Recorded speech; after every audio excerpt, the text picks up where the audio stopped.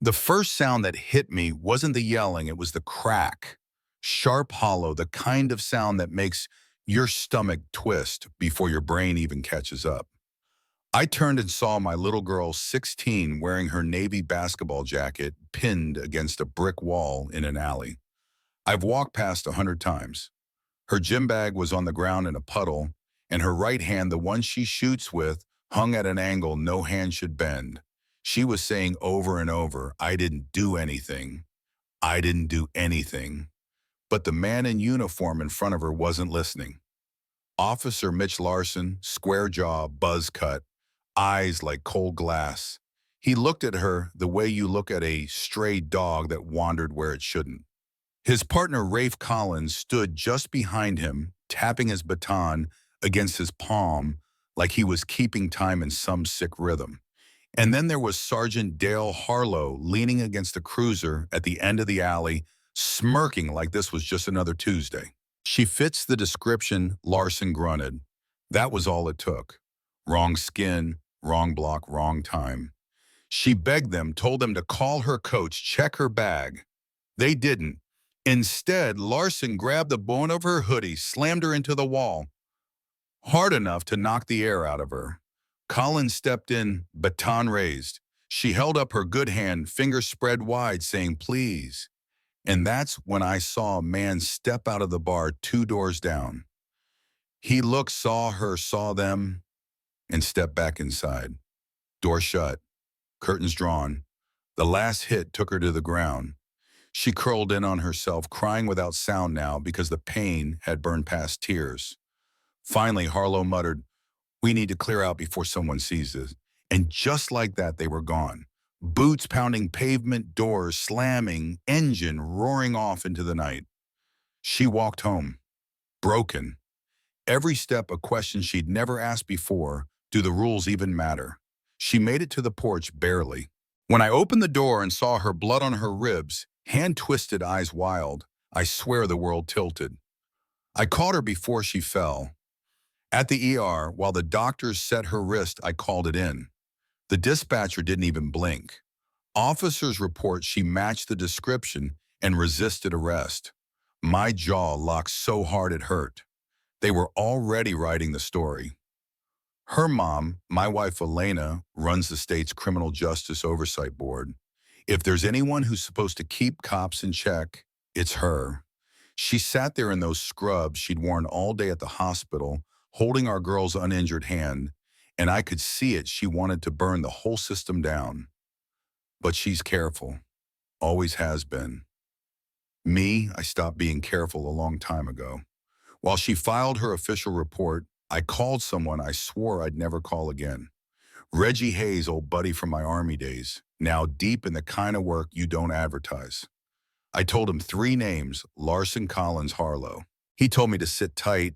I told him I wasn't built that way. 2 days later, Reggie handed me a thumb drive.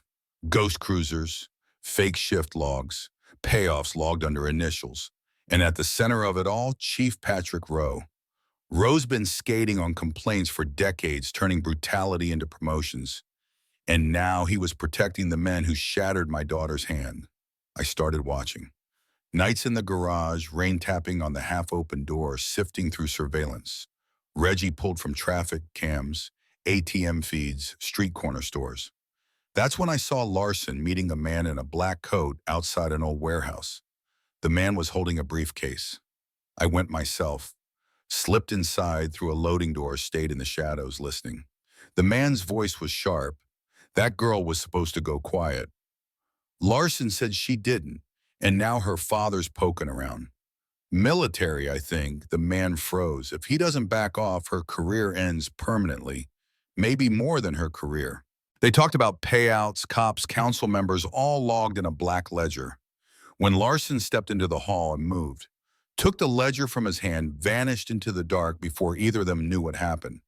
But I'd made a mistake. A camera caught my face. Reggie called an hour later. They know, man, and they're going to flip it.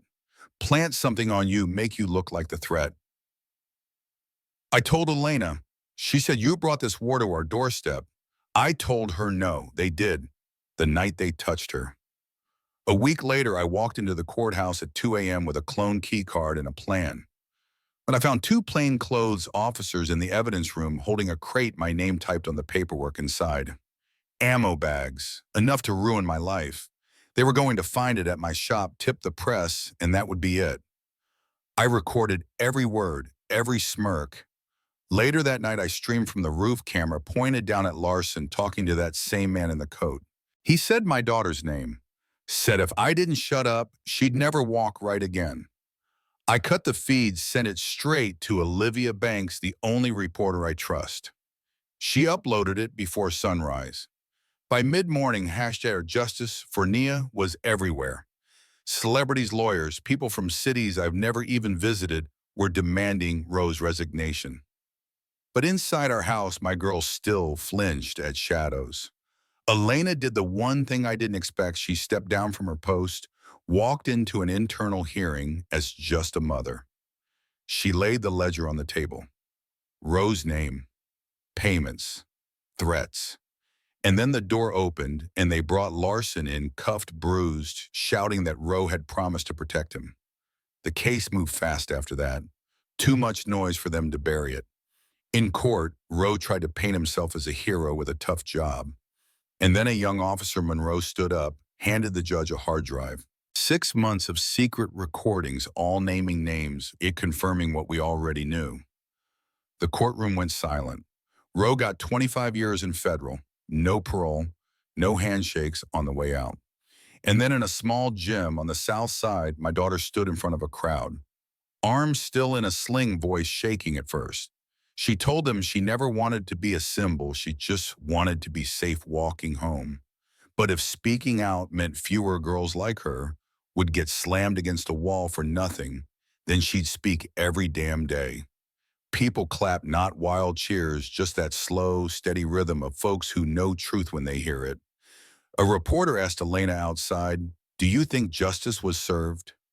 She looked at our girl, then back at the mic. "Justice isn't someone going to jail," she said. "It's when the system's too scared to do the wrong thing again." She handed in her resignation the next morning. No speech, no press, just a note on her desk. "You've seen it. Now what will you do?" So now I'm asking you, if it was your kid in that alley, would you trust the system to make it right?